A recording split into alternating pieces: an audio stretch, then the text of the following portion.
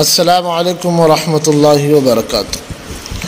دوستو، اللہ تعالیٰ کو راضی کرنے کے لیے اس کے نام پر ذوالحج کی 10، 11، 12 تاریخ کو شرعاً مخصوص جانور ذبح کرنا قربانی کہلاتا ہے۔ دلائل شریعت کی روشنی میں قربانی کے فضائل و مسائل جاننا ہر مسلمان کی ضرورت ہے۔ قربانی کا ثبوت وَاتْلُ عَلَيْهِمْ نَبَأَ ابْنَيْ آدَمَ بِالْحَقِّ إِذْ قَرَّبَا قُرْبَانًا فَتُقُبِّلَ مِنْ أَحَدِهِمَا وَلَمْ يُتَقَبَّلْ مِنَ الْآخَرِ قَالَ لَا أَقْتُلَنَّكَ قَالَ إِنَّمَا يَتَقَبَّلُ اللَّهُ مِنَ الْمُتَّقِينَ۔ اور اے پیغمبر، ان کے سامنے آدم کے 2 بیٹوں کا قصہ ٹھیک پڑھ کر سنائے۔ جب دونوں نے ایک قربانی پیش کی تھی، ان میں سے ایک کی قربانی قبول ہو گئی اور دوسرے کی قبول نہ ہوئی۔ اس دوسرے نے پہلے سے کہا کہ میں تجھے قتل کر ڈالوں گا۔ پہلے نے کہا اللہ تو ان لوگوں سے قربانی قبول کرتا ہے جو متقی ہوں۔ حکیم الامت حضرت مولانا اشرف علی تھانوی رحمہ اللہ فرماتے ہیں، حضرت آدم علیہ السلام کے بیٹوں حابل اور قابل کا قصہ قرآن شریف میں مذکور ہے کہ حابل نے قربانی کی تھی اور اللہ کے ہاں مقبول ہوئی تھی، اور وہ جانور ان کی قربانی کا اونٹ تھا یا مینڈا، علی اختلاف روایت تفسیر۔ اور جب سے اب تک سب امتوں میں ان جانوروں کا ذبح کرنا جاری اور مشروع ہے۔ وَلِكُلِّ أُمَّةٍ جَعَلْنَا مَنْسَكًا لِيَذْكُرُوا اسْمَ اللَّهِ عَلَى مَا رَزَقَهُم مِّن بَهِيمَةِ الْأَنْعَامِ۔ ہم نے ہر امت کے لیے قربانی مقرر کی تاکہ وہ چوپایوں کی مخصوص جانوروں پر اللہ کا نام لے جو اللہ نے عطا فرمائے۔ فَصَلِّ لِرَبِّكَ وَانْحَرْ، آپ اپنے رب کی نماز پڑھیں اور قربانی کریں۔ احادیث سے قربانی کا ثبوت۔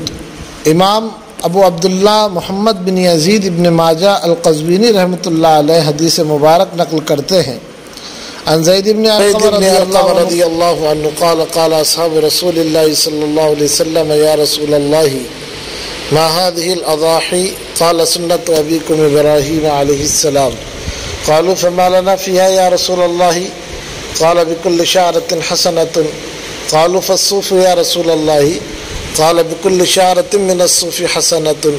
سنن ابن ماجہ باب ثواب الاضحیہ۔ حضرت زید بن ارقم رضی اللہ عنہ سے روایت ہے کہ رسول اللہ صلی اللہ علیہ وسلم کے صحابہ رضی اللہ عنہم نے سوال کیا یہ قربانی کیا ہے، یعنی قربانی کی حیثیت کیا ہے؟ آپ صلی اللہ علیہ وسلم نے فرمایا آپ کے روحانی باپ ابراہیم علیہ السلام کی سنت اور طریقہ ہے۔ صحابہ رضی اللہ عنہم نے عرض کیا کہ ہمیں اس قربانی کے کرنے میں کیا ملے گا؟ فرمایا ہر بال کے بدلے میں ایک نیکی ملے گی۔ صحابہ کرام رضی اللہ عنہم نے پھر سوال کیا یا رسول اللہ اون کے بدلے میں کیا ملے گا؟ فرمایا اون کے ہر بال کے بدلے میں ایک نیکی ملے گی۔ امام ابو عیسیٰ محمد بن عیسیٰ بن ثورہ الترمذی رحمہ اللہ حدیث مبارک نقل کرتے ہیں، عن عائشہ رضی اللہ تعالی عنہا ان رسول اللہ صلی اللہ علیہ وسلم قال ما عمل آدمی من عمل یوم النحر احب الى اللہ من احراق الدم انه لیأتی یوم القیامة بقرونها واشعارها واضلافها وان الدم یقع من اللہ بمکان قبل ان یقع من الارض فطیبوا بها نفسا۔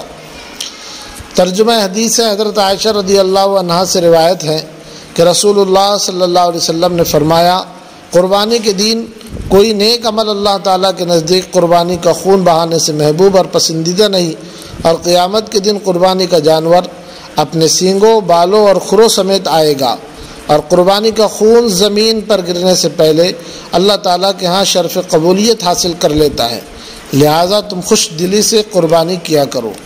قربانی کا حکم اہل السنت والجماعہ احناف کے نزدیک قربانی واجب ہے۔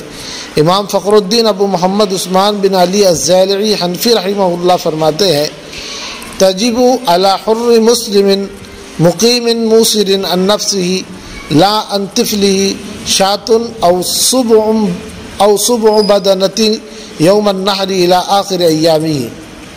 تبیین الحقائق للزیلعی۔ ترجمہ ہے 10 ذی الحجہ سے لے کر قربانی کے آخری ایام یعنی 12 ذی الحجہ تک ہر اس آدمی پر جو آزاد مسلمان مقیم اور صاحب نصاب ہو اس پر ایک بکری یا ایک بڑے جانور کے 7ویں حصے کی قربانی کرنا واجب ہے۔ یہ وجوب اسی پر ہوگا، اس کے بچوں کی طرف سے نہ ہوگا۔ امام ابو بکر احمد الرازی الجساس رحمہ اللہ سورۃ الکوثر کی آیت نمبر 2 کی تفسیر میں فرماتے ہیں قال الحسن رحمہ اللہ صلاة یوم النحر ونحر البدن قال ابو بکر هذا التأویل يتضمن معنیین احدهما ایجاب صلاة الاضحى والثانی وجوب الاضحیہ۔ احکام القرآن للجساس۔ حضرت حسن بصری رحمہ اللہ نے فرمایا کہ مذکورہ آیت میں جو نماز کا ذکر ہے تو اس سے مراد عید کی نماز ہے اور ونحر سے قربانی مراد ہے۔ امام ابو بکر احمد الجساس رحمہ اللہ فرماتے ہیں کہ اس سے 2 باتیں ثابت ہوتی ہے۔ پہلی بات کہ عید الاضحیٰ کی نماز واجب ہے اور دوسری بات یہ کہ قربانی واجب ہے۔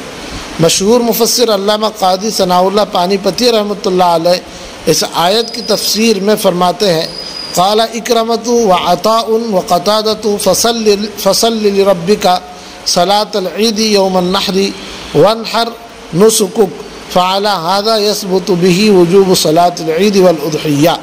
التفسیر المظہری۔